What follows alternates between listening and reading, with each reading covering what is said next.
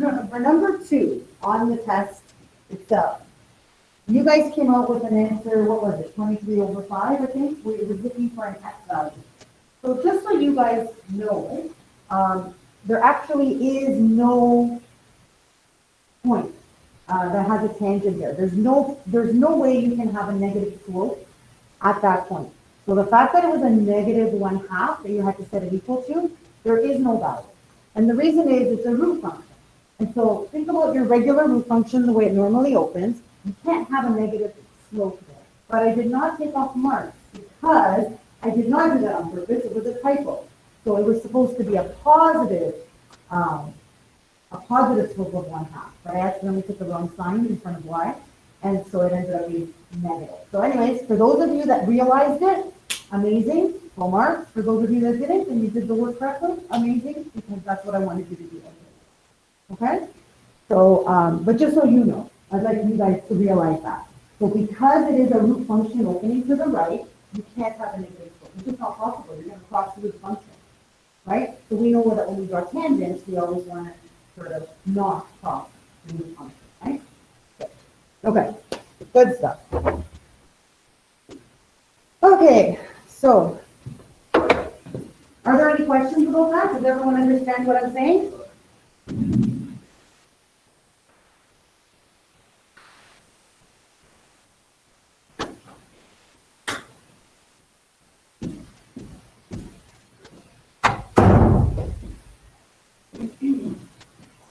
All right, so we find the first derivative. Here are the different notations for first derivative. F prime of x, or y prime, or dy dx, or d over dx, and of course you have to write your function. Second derivative. Yes, you can take a second derivative. All you need to do is take the derivative the exact same way you do of the first derivative. So here are the notations for your second derivative. This is f double prime, okay? Y double prime, or d, you've got like an exponent of 2 here, okay, of y over dx squared. That means the second derivative, okay? And the same thing here, notice all that's missing is the y, because that's your function that you're going to write in, okay? So for some notation. So these are called higher order derivatives, and you can take a third derivative, a fourth derivative, a fifth derivative. Eventually, what's going to happen? Eventually, what will happen when you take so many derivatives? Yeah, it can end up being 0. Excellent. Because we saw that when you take a derivative, the degree always goes down by 1. So once you get to a constant term, you're going to end up with a horizontal line going through some value. So y equals 7, for example. But then when you go to take the derivative of that, you're going to get 0, which is a horizontal line going through 0. So eventually, all derivatives will get there. Some will get there sooner than others, depending on what the degree of the function is. Right? Okay.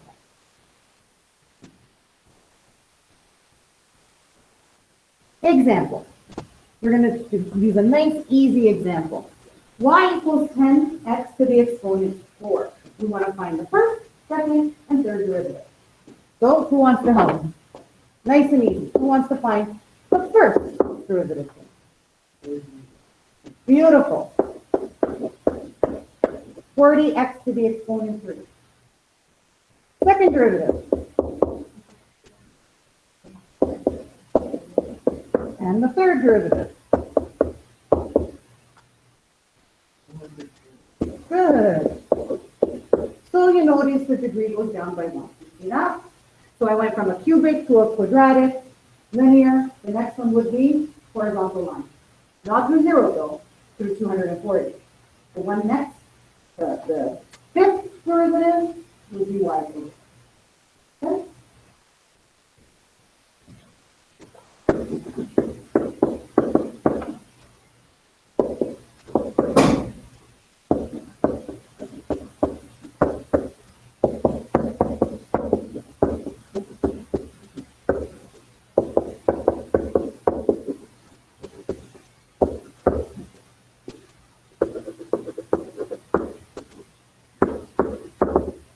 Okay?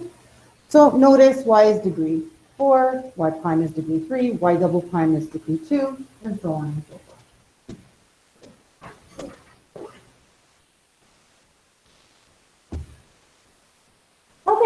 So let's talk about velocity and acceleration. What have we learned so far about velocity? If you want to find the velocity, what do we find? You guys, we did this all the way from chapter 1 when we learned derivatives through first principles. When we wanted to find the velocity, what did we do? On your test we did it. We found velocity. What did you guys do? Good, it's the instantaneous rate of change, which is your first derivative. Yeah? So if you have a position function, so this is, if you have a position function, which is f at t, when you take the first derivative, it is going to give you velocity. So s prime of t equals v at t. Okay? If you take the second derivative of that position function, the second derivative of the position function means first derivative of velocity. So you're taking now the derivative of velocity, which happens to be your second derivative. Well, now we're talking about acceleration. Okay? All right. Is velocity speed? What do you guys think? Is velocity the same thing as speed? No. No. Yeah, good. Because velocity includes direction. It's your speed as well as your direction. Yes? And you guys know this. We've seen it on the test with that textbook question, right? That showed us direction. It was falling down, and so therefore it was negative. And a lot of you guys wrote it in the physics way. You gave you 2 meters per second and then in brackets down. 100% correct. Okay? Good. All right. What is not correct, though, is if you're going to give me negative 2 meters per second and then write down. Right? That is not correct. Okay. All right. Or if you give me negative 2 meters per second and then brackets right up. That's not correct either, right? Because that's not true, right? So be very, very, very careful. Okay, so consider the following position function. S at t equals t cubed minus 12t over 4. That's my position function. It is my cubic here. So it's my blue graph. Okay? I know that because, well, number one, I can see that it's a curve. And I can see that I have one arm up and one arm down. You guys remember that? When you look at your ends, one end is up and one end is down because I have an odd function, right? T cubed minus 12t over 4. Okay. We now want to find the equation for v at t. We know it's going to be a parabola. We want to find the equation of it. And I don't want you to find the equation from the graph. We want to do it algebraically. And then look at if it matches the graph. So if I want to find v at t, then I'm finding the first derivative of f at t. What should you do when taking the derivative of this function? Would you use a quotient rule? Would you use a quotient rule? What do you guys think? Somebody has to have an opinion. What do you think? Quotient rule, yes or no?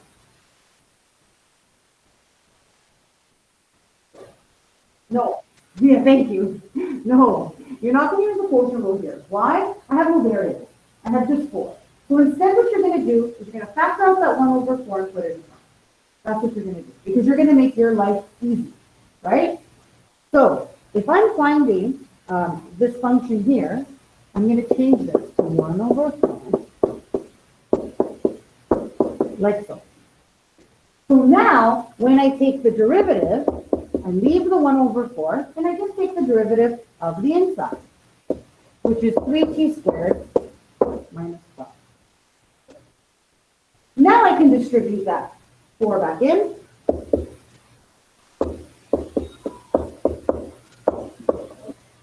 And there is my velocity. And sure enough, it's a parabola, we knew that it would be.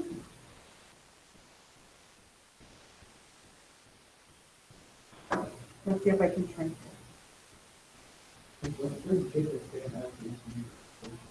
Yeah, you will. You'll absolutely get the same answer because quotient rule is not wrong, but you always want to try and do it easy, right? If you guys take the path of least resistance here, then there's less room for error, right? There's more room. The more steps you have to include, the more chance there is to be like making a little mistake. So always try and choose the best option.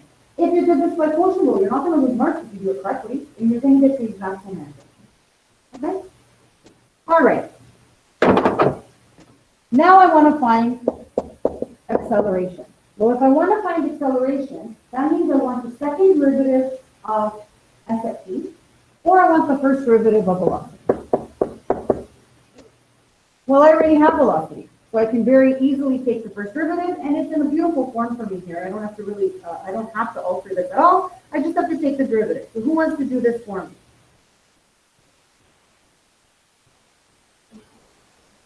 Three over 2t. Good. So you're right, it's 6 over 4, but the 2 and the 4 are going to reduce, and so are cancel, and so you have 3 over 2, and it's linear. It has a y-intercept of 0. It has a slope of 3 over 2. Okay? Good. Using the position function s at t, determine the time when the particle is at the origin. So here is my position function. It tells us the position of the object. If we want to know when the particle is at the origin, where do I look?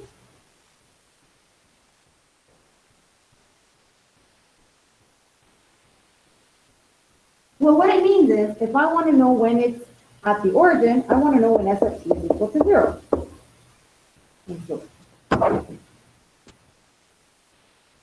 here, here, where s at t is equal to 0.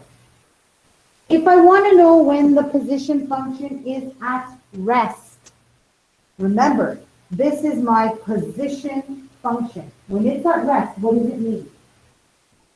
Velocity 0. Good, it's not moving, right? It's stopped, and that means that your velocity is 0. If it's not moving, there's no speed, right? And there's no direction. So velocity is 0. Does anyone know where that would happen here? At the peaks. Yeah. Who can tell me why?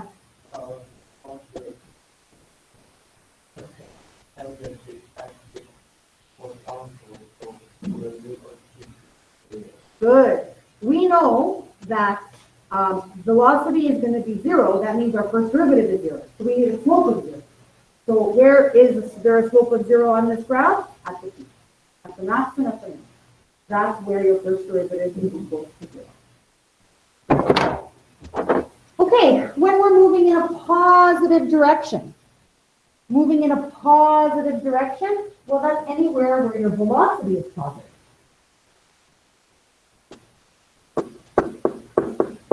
So where your first derivative will be positive. So if we're talking about where first derivative will be positive, it's where the slopes here will be positive. So my slopes will all be positive here, here. You see that? Here, my slope would be negative in the middle. Okay? Good. Moving towards the origin. Yeah. Oh, sorry, I don't know. Greater than. I meant to write greater than. Positive. We need it to be positive. Thank you. Now, in the next one, we're moving towards the origin. When are you moving towards the origin? Not when you're at the origin, when you're moving towards the origin. Well, for this one, you can't just look at your position function and you can't just look at your velocity function. You have to look at how they work together. And so it's your position function multiplied by your velocity, and you want to know where it's negative, less than 0. That's when you're moving towards the origin. When your position times your velocity is negative. And if you want to know when you're speeding up, it is when your velocity times your acceleration is greater than 0.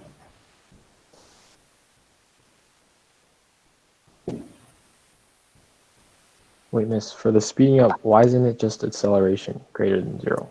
Because acceleration doesn't not necessarily mean speeding up. Direction has to be included there. So speeding up is when, yes, your velocity is positive, but it's all, sorry, when your acceleration is positive, but it also is when your velocity is positive as well. We're going to talk about it in more depth. Okay, thank you. Yeah, we'll talk about it in more depth in a minute. Okay, so here are your functions. So defining functions, position function is s at t, velocity function is v at t or s prime at t, and acceleration, we've already said, is the first derivative of velocity, the second derivative of your position function. Okay? For velocity, here, little summary, v at t is equal to 0, particle is at rest, that means it's stopped. Change in direction may also occur. Right? The change in direction may also occur. V at t is greater than 0, means that your velocity is positive and so the particle is moving to the right. Yes? Or up, right? In a positive direction. V at t is less than 0, it's negative, so that means that the particle is moving left or down, okay, in a negative direction.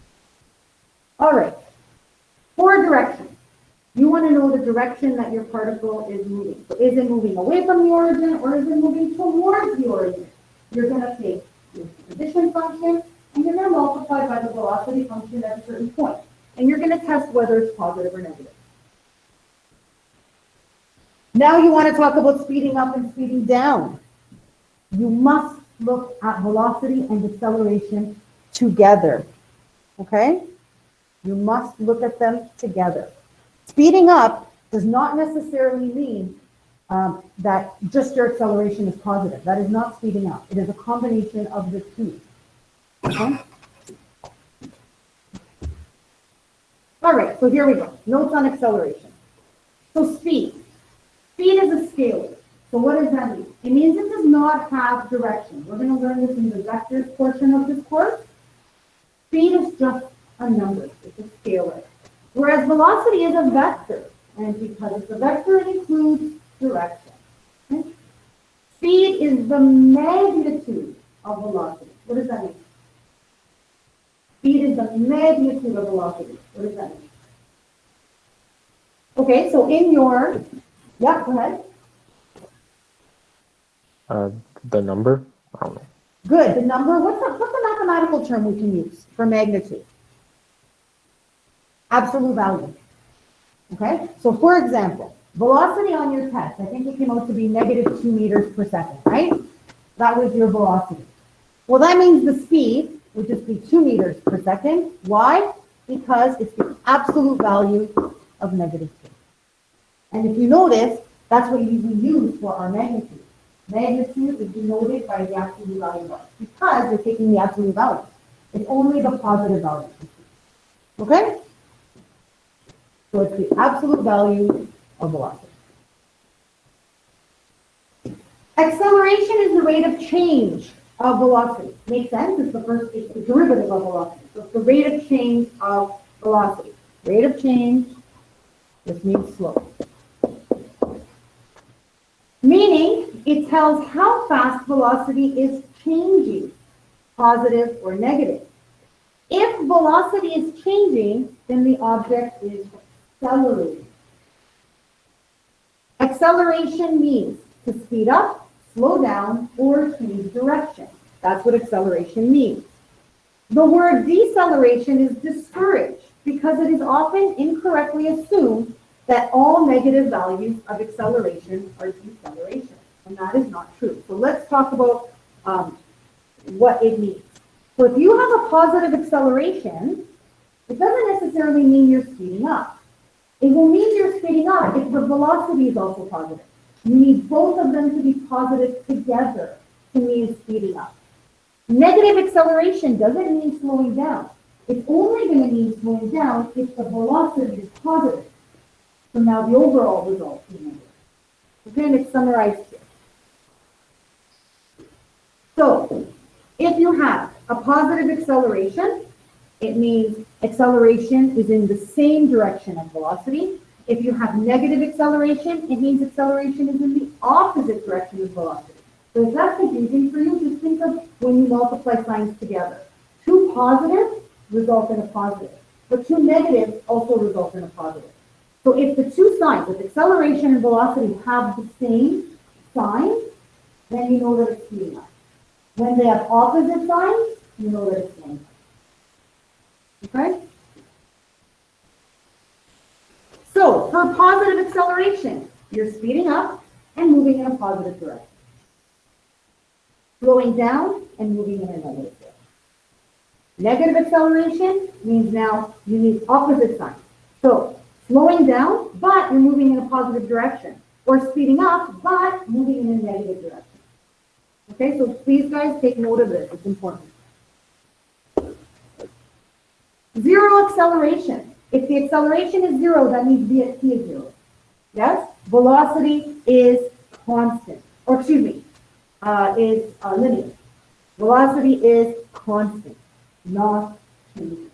This is what I mean, a constant slope. Yeah.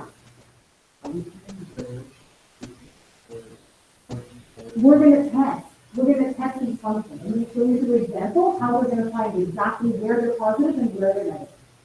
Okay? We're going to use interval charts. And some of you guys like to use number lines, and that's totally fine. You use whatever you're comfortable with. I'm going to use interval charts. Okay? All right. So, zero velocity, change in direction. Acceleration exists and will be either positive or negative. Okay? Are there any questions here? Okay, so basically what you guys need to remember is for speeding up and slowing down, you have to look at the result of velocity and acceleration together. Okay? For moving towards the origin or moving away from the origin, you must look at S and V together. The result of them, is it positive or is it negative? You can't look at them individually. Note that the graphs on page 1 were intended to provide a visual. We will not be graphing to solve.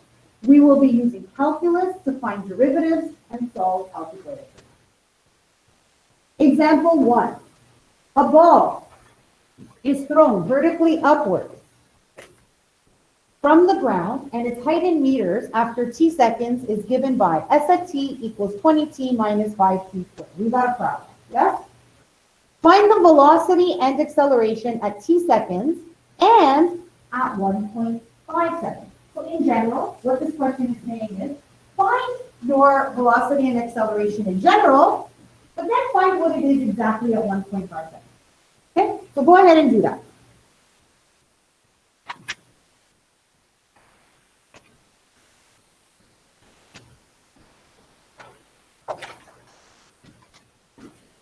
Nice and easy function here. Everyone should be able to do this.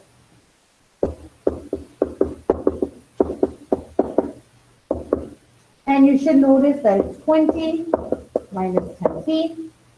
That's your velocity.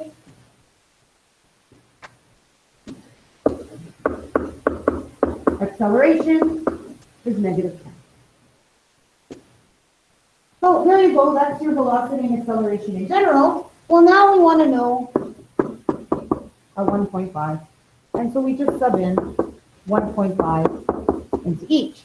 And you notice with acceleration, it's constant. It's negative 10. Yes? So it remains negative 10. Here, when I sub in,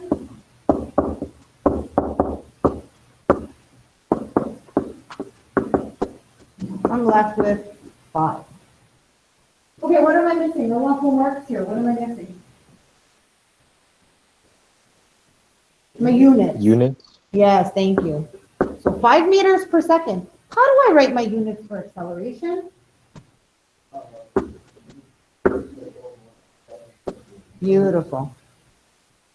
Meters per second squared.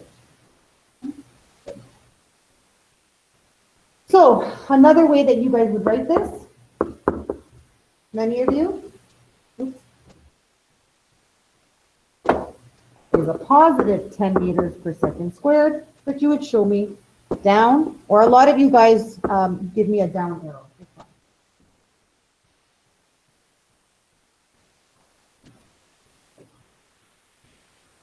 So when is the velocity 0? We want to know at what time is velocity 0? Well, how can I find that? AT equals 0. Yeah, just let the x equal 0.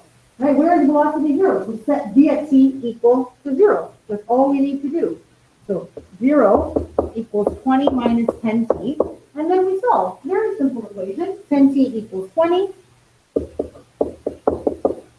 and so t is equal to 2. So that means that the velocity is 0 at 2 seconds.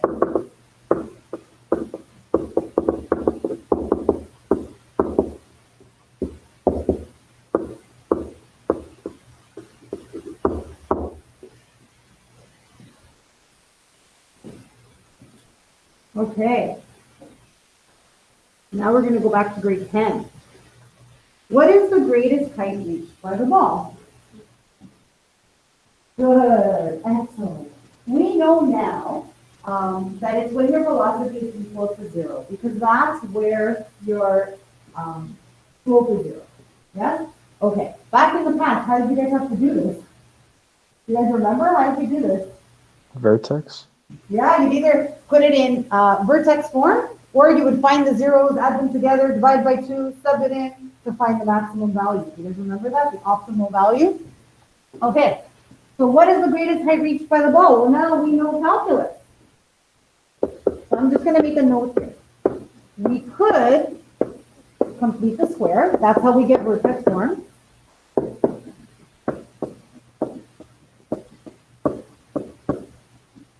As we did in grade 10.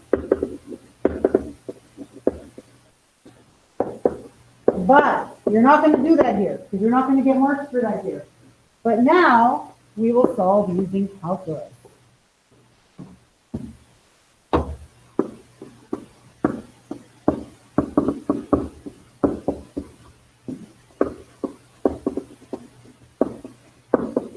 So that means I don't want to see those grade 10 methods used here. I want to see derivatives. Okay? Okay, so the maximum height occurs when your velocity is 0. We've already established that. So, what can I do?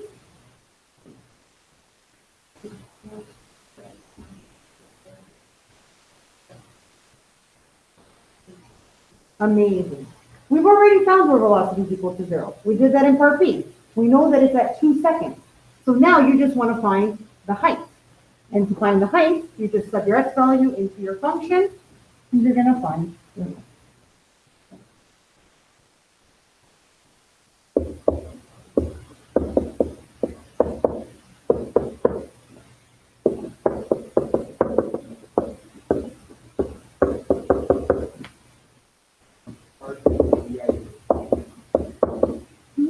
Oh, part B?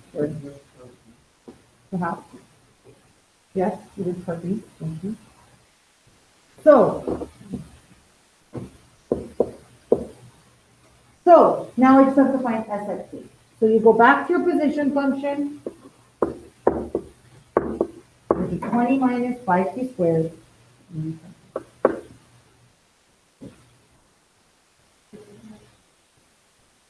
Did I write the function correctly?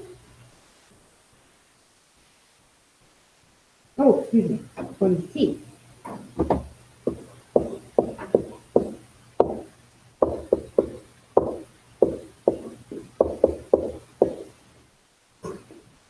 And so therefore the maximum height of the ball is 20 meters.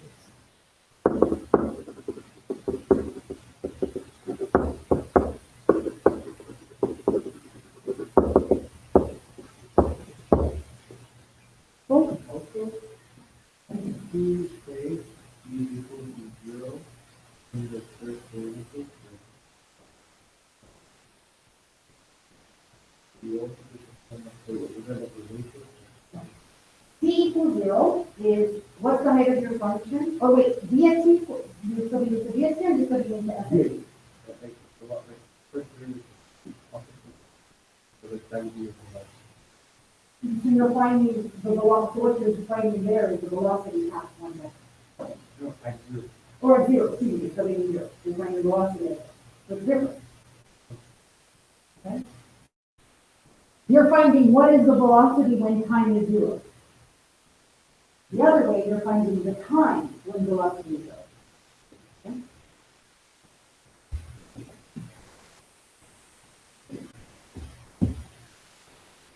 What is the ball's velocity when it hits the ground?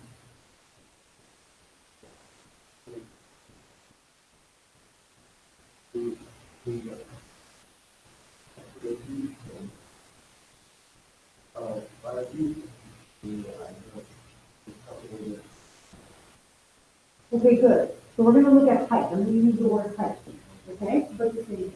So he's right. The ball hits the ground, that means it has a height of 0. So find out when it has a height of 0. Once you know when it has a height of 0, then you can find out what the velocity is at that value of 2. Okay?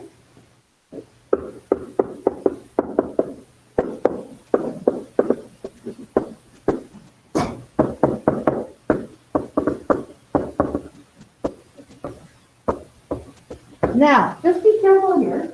When you put in f of t equals 0, it could also give you the initial position of the function if it's starting from the ground, right? So just take note of that. So my position function was 20t minus 5t squared equals 0. So what should I do here to solve for t? What strategy would I use here to solve for t? Yeah, Factoring. excellent, good. So what should I factor out here?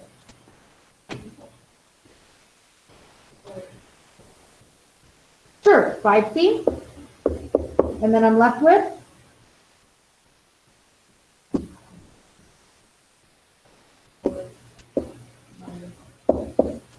Good. Now, if this was a question where I was asking you to factor, this would be incorrect. You would use marks, because your t should always be leading. Yes, you should be leading with a positive t. But here, the whole point of this is to solve for t. It's not for me to be checking your factoring skills, and so you would not lose marks in this application. Okay? Okay, so from here, back to grade 10, and 11 and 12, right? It's been repeated. So here I can see from 5t, we know that both of these have to, or one of these, excuse me, has to be 0 for the whole thing to equal 0, because we're multiplying. So I know that's going to happen when t equals 0, right? 0 times anything is 0, and it's also going to happen when 4 minus t is 0, and we see that that is when t is equal to 4. And just as a little reminder, guys, to solve for t, just set that binomial equal to 0 and solve. Okay, so here we go. I have two values. Which one is it? Yeah, it's t equals 4. This was its initial position, the t equals 0. Yeah, so this is showing when it leaves the ground.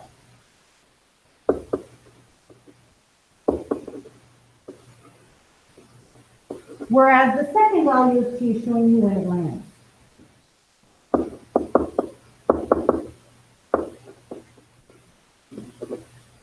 Excellent.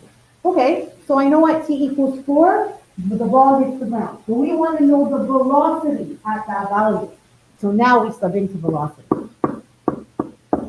And my velocity function was 20 minus 10t.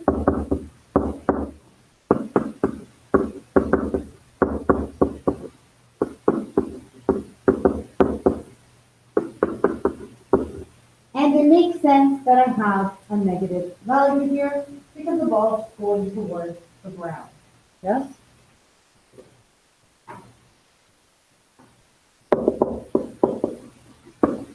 Therefore, the ball hits the ground with a velocity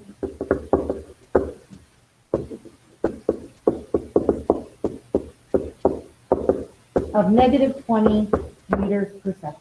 Make sure you have your changes here because we need your units included. Remember, in math, we do not include our units in our equation. We save that for the statement. Okay?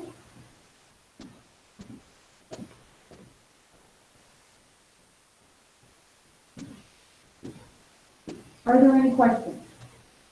Pretty easy so far? Good. Example 2. The position of an object moving in a straight line is given by the formula s at t equals 5.4t plus 3.2t squared minus 1.2t cubed, where t is greater than or equal to 0. So we have a restriction here on our domain.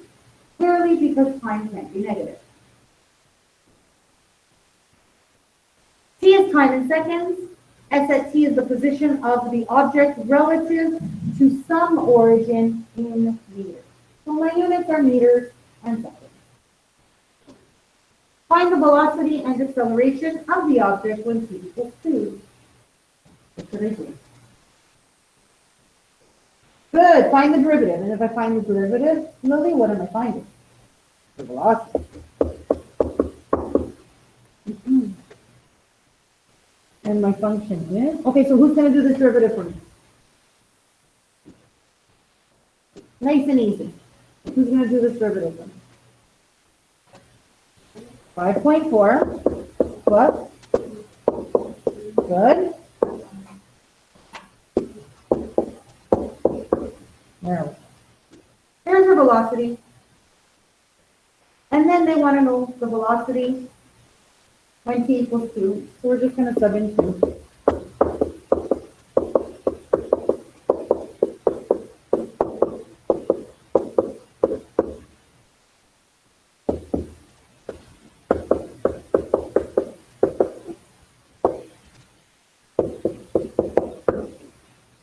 And it equals what?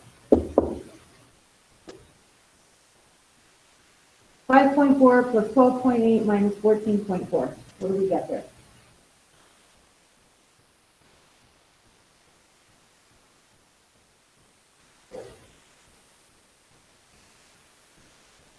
$3.8. 3.8, thank you. 3.8. And we know it's meters. Next, I need to find acceleration at 2 seconds. Well, first I need acceleration. So now we're taking the derivative of your velocity, nice and easy. Who can do this for me?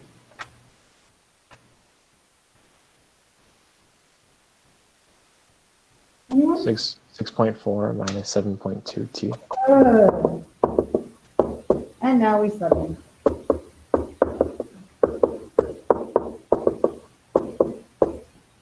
And what do we get here? It's going to be negative. You can see it's going to be negative, and it's negative. What? Yeah, thank you. And now my units are meters per second squared because it's acceleration.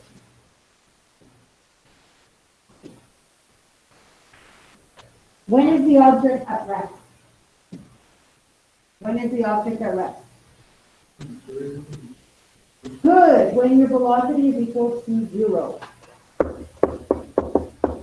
And so I go back to my velocity, which is right here. Not that one, there you go, in general. And I set it equal to 0 and I solve.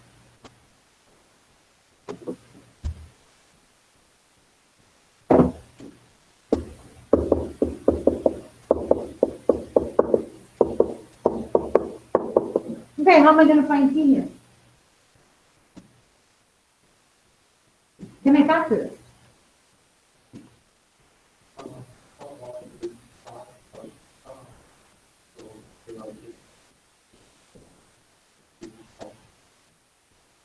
Okay, but what would we do here? How have we learned in the past? You have something like this. How do you find the values?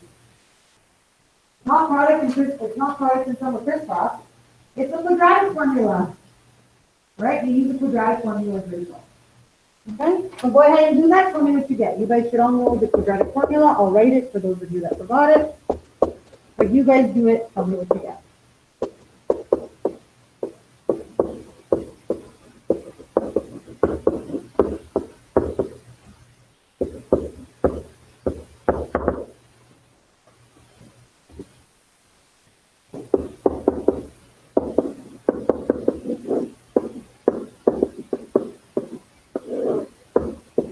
For those of you that don't remember, although you all clearly did this far, there's your quadratic formula. Now what I want you to notice is, it's not x equals, I'm not finding x, I'm finding t. So make sure you have t equals. Your variables must match.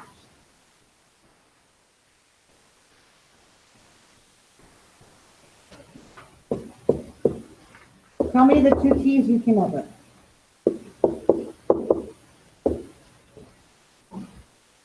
And I'll take it to 2 decimal places, please.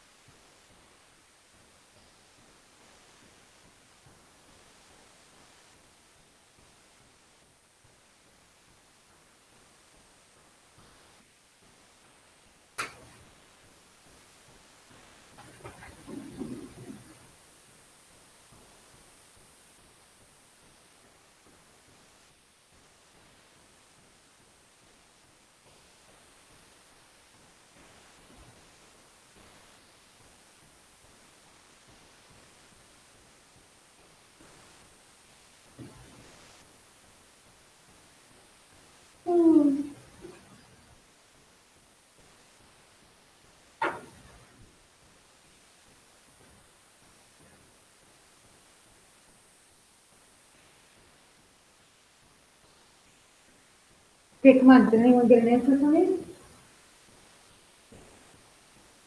2.4 and negative 0.6. Okay. That's for 2 decimal places. All right, so there's 2 places. What do you guys think? If there's 2 places when the object is at rest, what do you guys think? Good. There was a restriction on our domain, right? Time can be negative, time is greater than or equal to 0. And so we call this an extraneous root.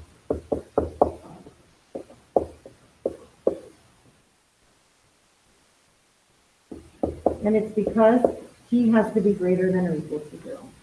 So therefore, we only have one solution.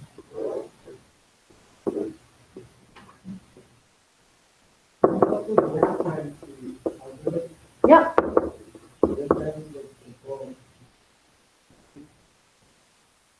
It will be at rest time. With a parabola, it's not possible. But depending on what we function it could be possible. So the object is at rest at 2.40.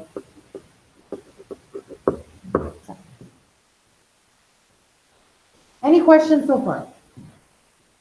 Okay.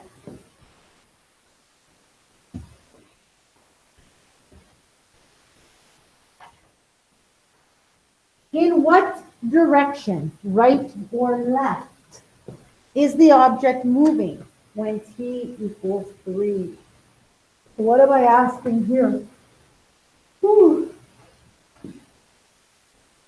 In what direction, right or left, is the object moving when t equals 3? What do I want to know?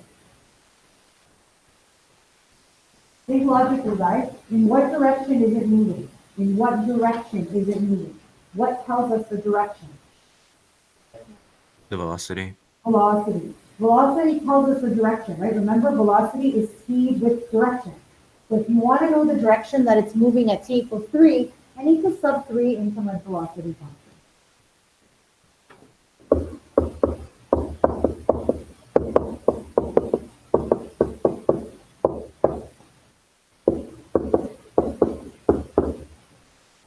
Okay, just tell me what you get here, guys. The 1 decimal place is 1.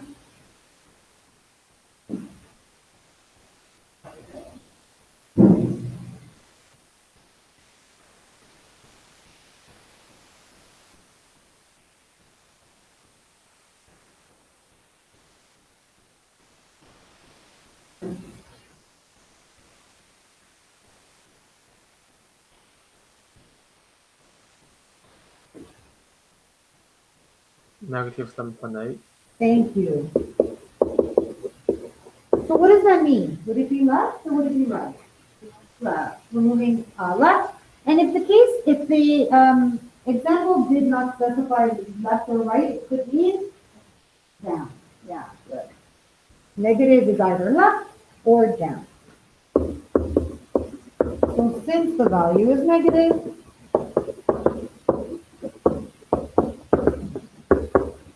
we conclude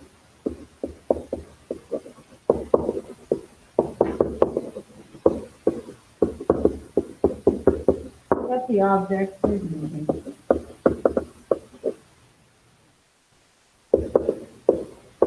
in a negative direction.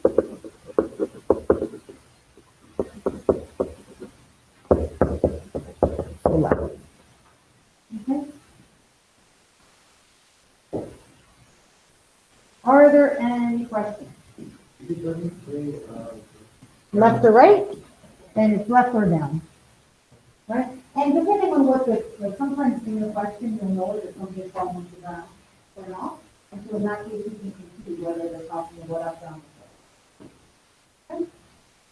So that's the first day of 3.1. I'm going to continue now to do the second part, which is where we're going to talk about acceleration.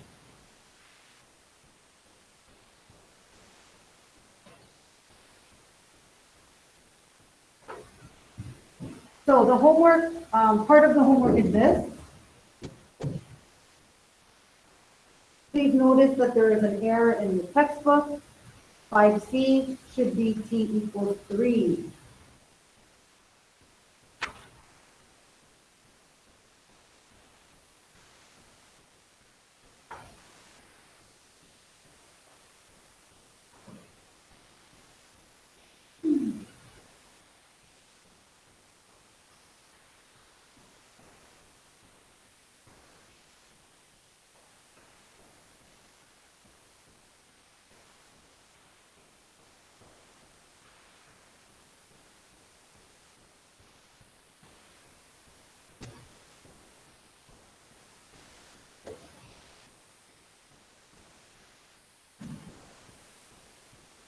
I think I'm going to need another note. Okay.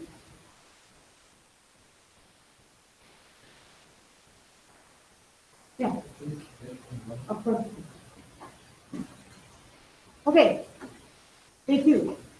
So guys, this is going to be very repetitive because usually we do this over 2 days. It's going to be quite repetitive, okay? The notes are anyway.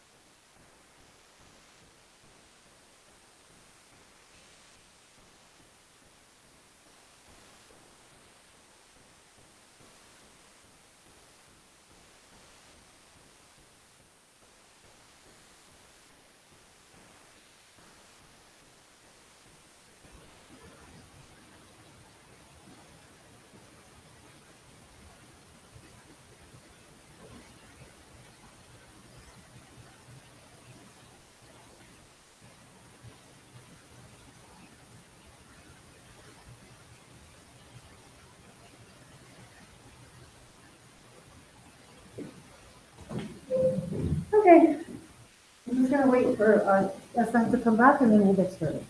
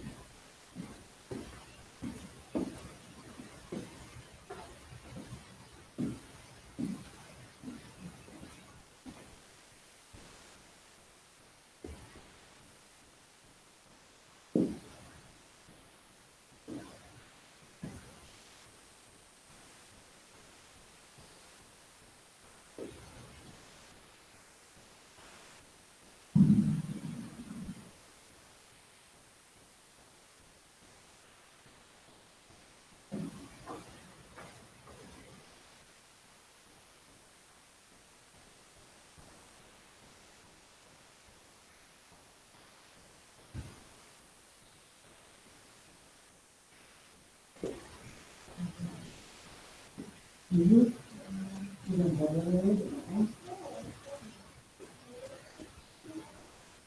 Oh, that's good. That's good.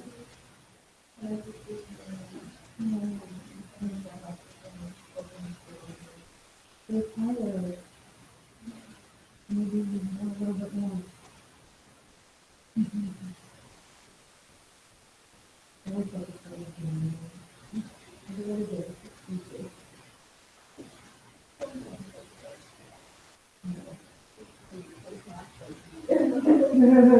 Yeah, but the problem with that is then you can't fall asleep.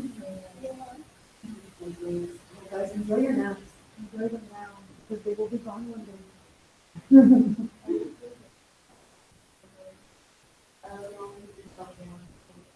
Yeah, yeah.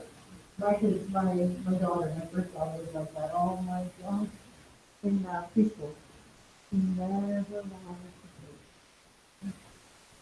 sleep. And told us, so do I do too, I need them now. Oh, man. I wish I could just get them to go. But then will come again. When my kids are older, they will come again. Now if I try to nap, they just like, I'm coming. I do. Oh, I do. It's not allowed.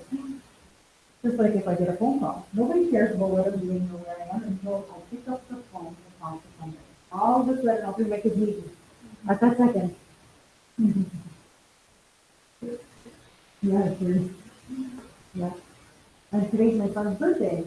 My youngest is his birthday today. Oh my God. Well,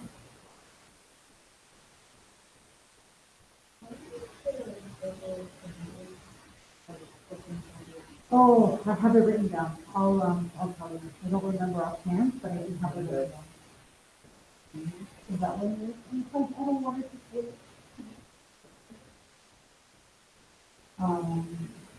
No, probably, December. It would have to be December. I know, I don't want it to slip. I'm like seeing you guys. It's gonna be hard when it's really online. This part I don't. Last part I did, this part I don't. And what? I'd rather look place for some of you.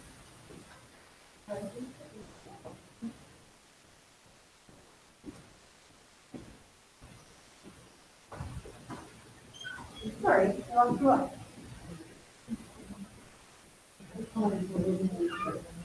That's okay. All right, so again, guys, remember direction and speed, you have to look at not just velocity, not just acceleration, but a combination, right, of either your position velocity or velocity and acceleration. Okay, so let's look at example one and let's decide what category it falls under. So determine whether the object's speed is increasing or decreasing. We're talking about speed increasing or decreasing. For this function, at where t is greater than or equal to 0, so again, our domain is restricted, at times t equals 1 second and t equals 2 seconds. What am I looking for here? Good. I want to find VA. I want to know is VA positive or is it negative? Okay. Or I want to find out when it's, so if I want to know when it's increasing, then I want to know when it's positive. I want to know when VA is positive. All right, do I have V, do I have A? I got a find it, but it's not a big deal, right? This is just a polynomial, so easy to find our derivative.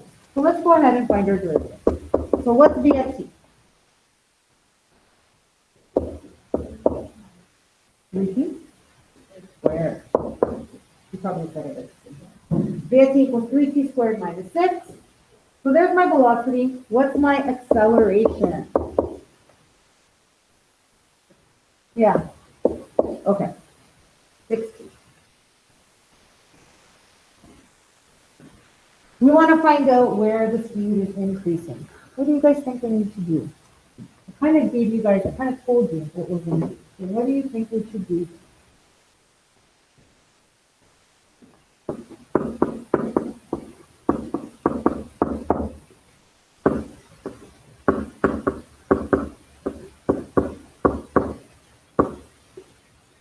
Multiply them together. and I want to know where this is positive. Oh, excuse me, I'm sorry, I can't read. Increasing or decreasing, right? So, in between that interval. So what should I do? Yeah, in this case, I can just, they gave me actual time. So I can sub in 1 and I can sub in 2. And if I sub in 1 and sub in 2, I'm going to check, do I have a positive result or do I have a negative result?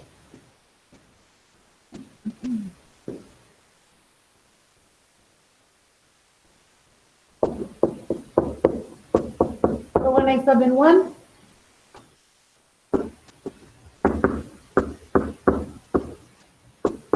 so here I'm going to have 6 times negative 3. So I have negative 18. Sorry, guys.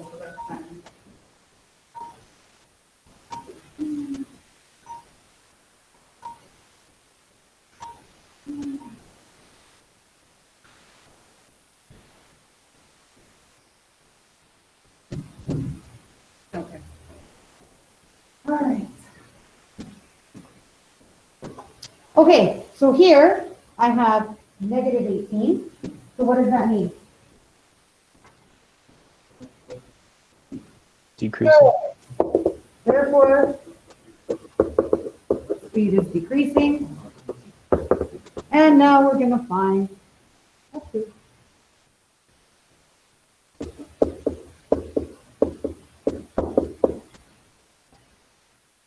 So 12 minus 6. 12. Here I have 2 positive results, yes, and it equals 72. So therefore, the speed is increasing.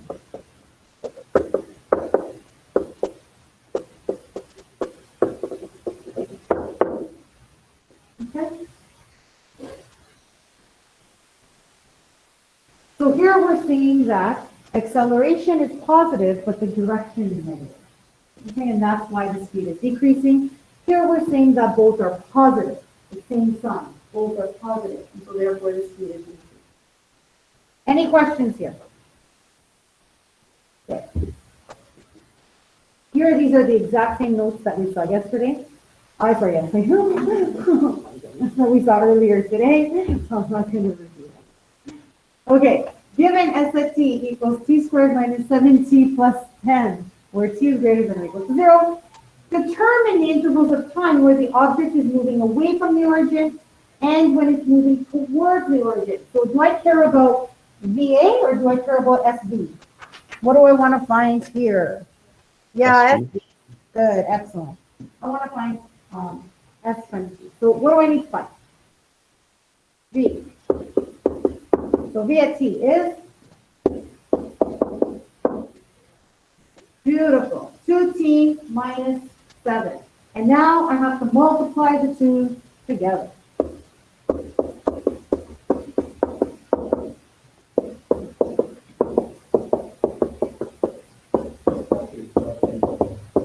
I'm sorry? Yeah, it's not bad at all because the derivatives are quite simple. Yeah. Okay, so now, what do I need to do? Aha, this is the question. What do I need to do here? They didn't give me a time. They just want to know in what intervals is it moving away from the origin.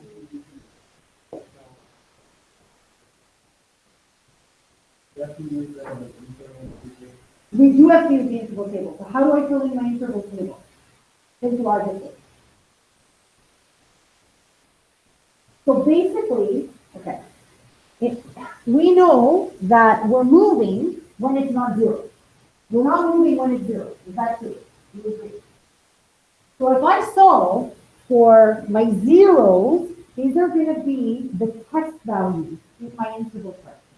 Yes? I want to know what's happening to the left and to the right of when it's 0. So I have to find where this is 0. In order for me to find where this is 0, I need my factor. Is that quadratic factorable?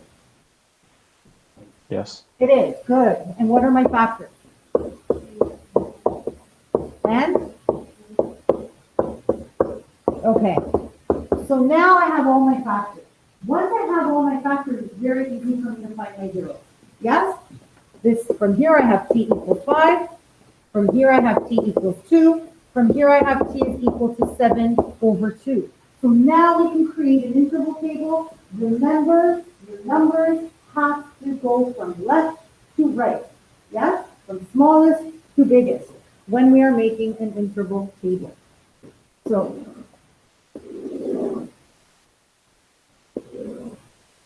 which one should go first? Yes, it's 2. And then? Yeah, 3.5. And then? Okay.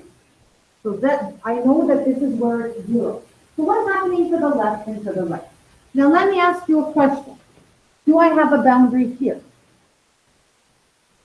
What is it? It's 0. We know that our domain starts at 0. So it's not completely to the left. It's between 0 and that first value. Okay? Between 0 and that first value. That's because it's time. Yeah, that's because it's time. Yes, correct. So now, here, what do I put on my left? What am I trying to test here? Think logically. What am I trying to test?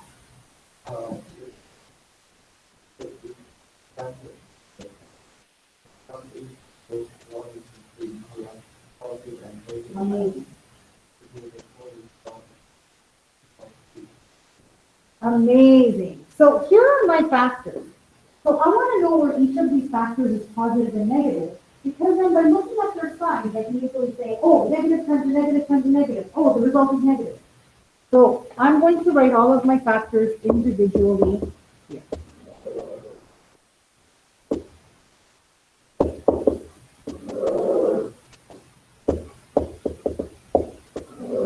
Because now I can tell the result, which is s times t. Okay, so I want to test between 0 and 2. Is this t minus 5? Is that function positive or negative? So I pick any number between 0 and 2. But what number do you guys want to pick? 1. And 1 minus 5 is negative. And I don't care about the number. We just care whether it's negative or positive. And what about when I sub 1 into t minus 2? Oh, come on, guys. Negative.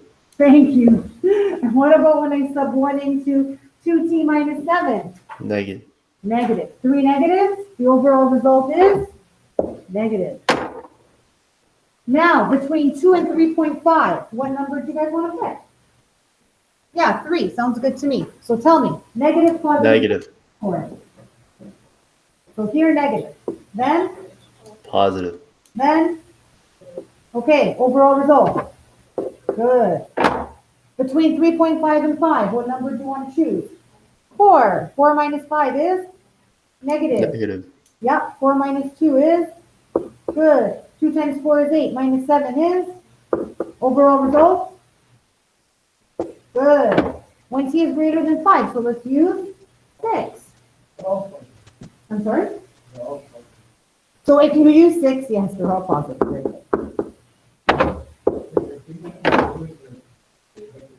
Minus 5, equals to 0 at 5. So that whatever after 5 is positive, whatever is Yeah.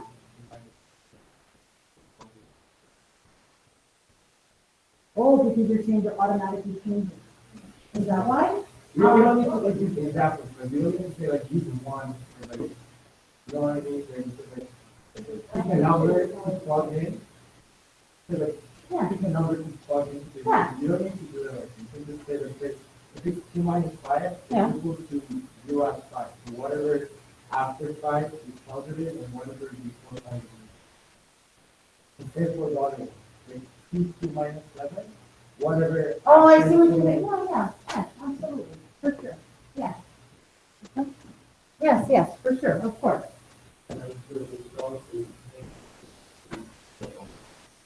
I'm sorry?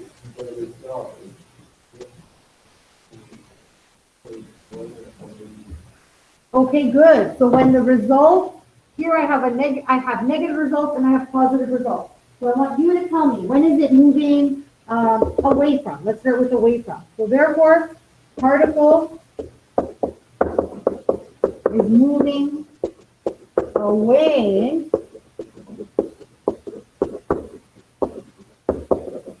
from the origin. When? Where are we moving away here? When we're positive or when we're negative?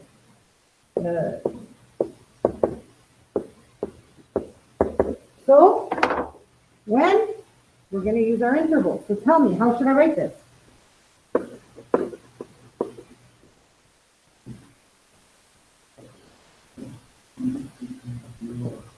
Good. When t is between, careful, I'm saying moving away. Moving away.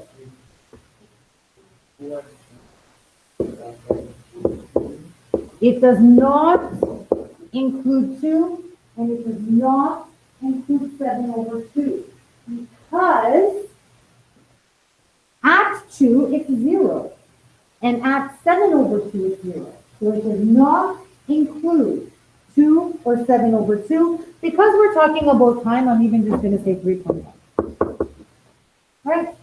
With time, it's more normal to say 3.1. Okay, and comma, when else? When t is greater than 5. Okay, particle is moving towards the origin.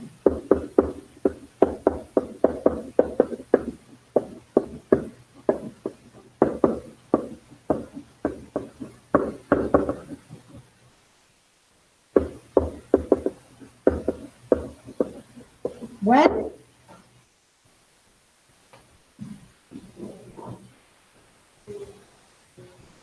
Okay, now let me ask you this. Can it equal 0? Yes, it can. And I'm going to tell you why in a second. So between 0 and 2, no, can't equal 2. And? Or no?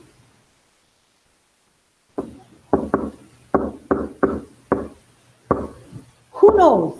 Why can it equal 0 here? Yes. Is that so in the beginning? Yes, but not always the case.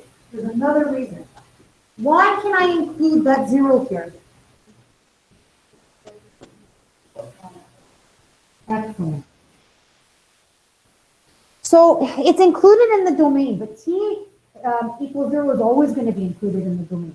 What's key here is that when I factored and I found here where my SXT and where my VXT equals 0, 0 was not one of these values. 0 was not one of these values. So because 0 was not one of these values, it can equal 0. It's not 0 at 0. Okay? But if 0 came out to be one of these values, then I can't include it because now I have 0 there. S times V equals 0, and so therefore it can't be included. So be very careful of that, okay? So T is included here because 0 was not one of my test points. Okay? Make a note of that. Miss, for the values, Yeah. do you want us to put it in fractions? For time, I'd rather decimals. Oh, okay. Thank you. Yeah. It just makes more sense, right, when you're dealing with time? Okay.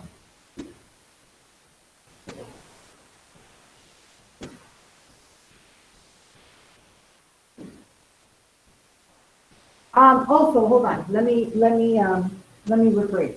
What if you have a decimal that you have to round? Then would I want it as a decimal, or would I want it as a fraction?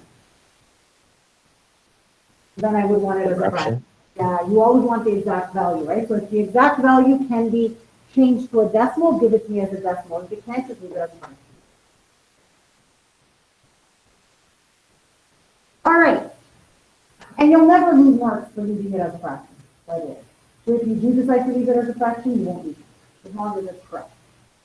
Okay, find the time interval of increase, decrease in speed for the particle with this position function. So now I want to know when its speed is increasing or decreasing. So now is it SV or VA? Yeah, it's VA, recurable VA. So let's find V and let's find A. So if I find V, nice and quickly, who can do this for me? Yeah. No, yeah. Beautiful. There's my V at T. Beautiful. A at T. 16 minus 13, yes? Nice and simple. And now we want to know V times A.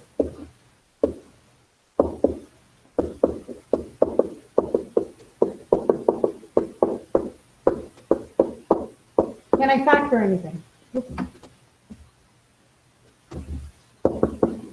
Can I factor anything? Can I factor that quadratic? If you can't factor that quadratic, what do you guys have to do? Yes, use the quadratic formula. But in this case, can you factor it? Yes, you can. What are your factors? Yeah, and then you gotta reduce. You're right. But then you gotta reduce. So you get?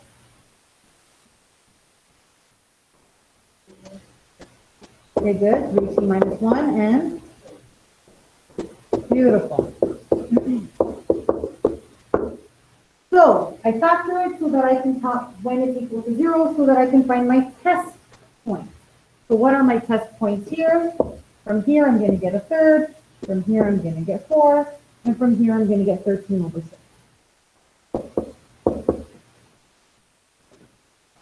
So we're doing my interval table. What should go first? What's the smallest number here? What should go first? Sorry? Good. Excellent. What should go next? And what should go left? Okay, what goes on the side? Yeah, all your factors.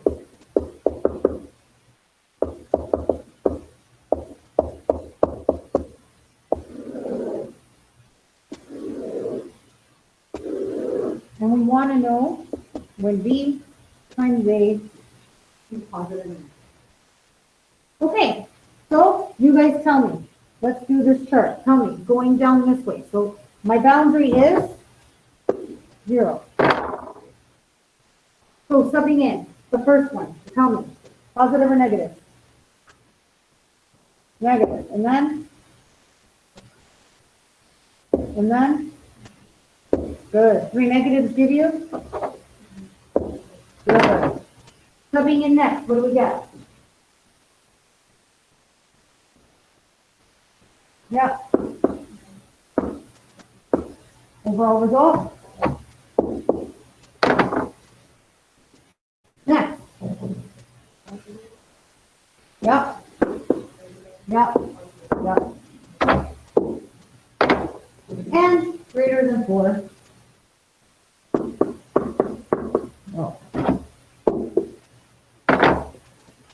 4.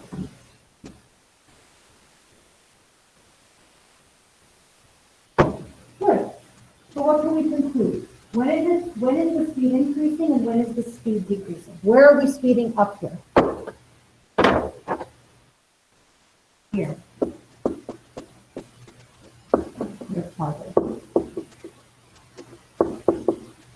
And so now we have to write our intervals.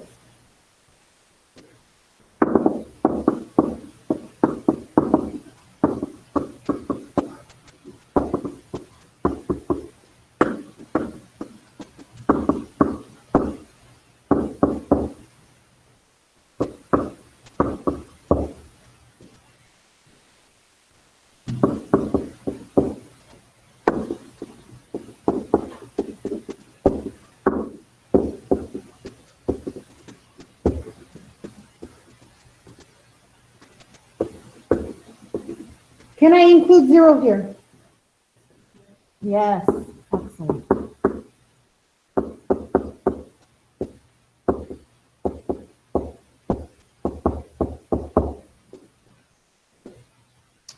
One thing that did not come up.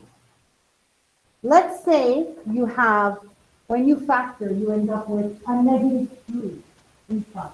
It's a constant term and it's negative. Must it be included in your chart? Absolutely. Your answers will not be correct if it's not. It's a negative. It's going to affect the sign. What about if it's a positive 3?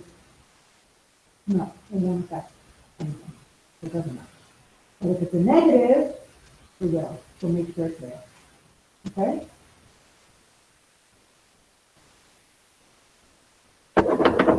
Okay, so that's it. So for this section, your homework is this, and there is a handout for you, but for some reason, I don't think I photocopied it nor scanned it. I'm not sure. I have to double check.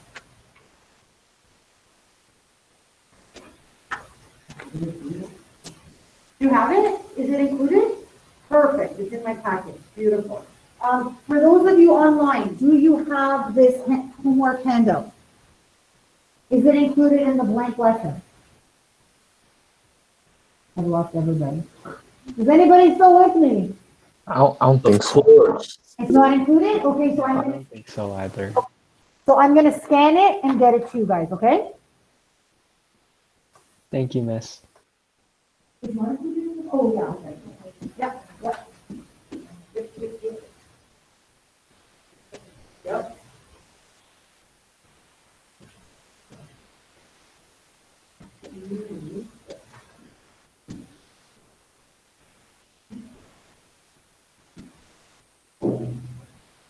And it will be posted online, okay?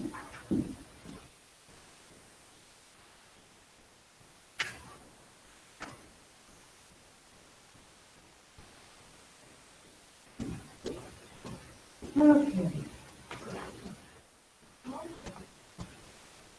Tomorrow is supposed to be 3.2. Tomorrow is 3.2. I know. I know. So let's look at the schedule again, because I'm getting emails asking for the test on Tuesday, but Is it on Tuesday? didn't I say Monday yesterday? Didn't I change it to Monday? Because you said you also wanted to, because last time you were here. Yeah, no, I understand. But I think, yeah, but then in the end,